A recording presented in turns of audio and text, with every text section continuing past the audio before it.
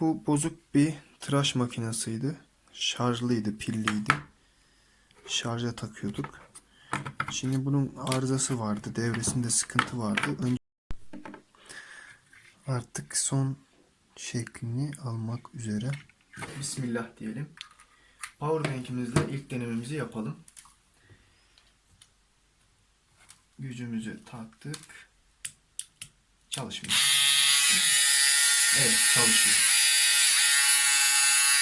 Biraz buradan takayım.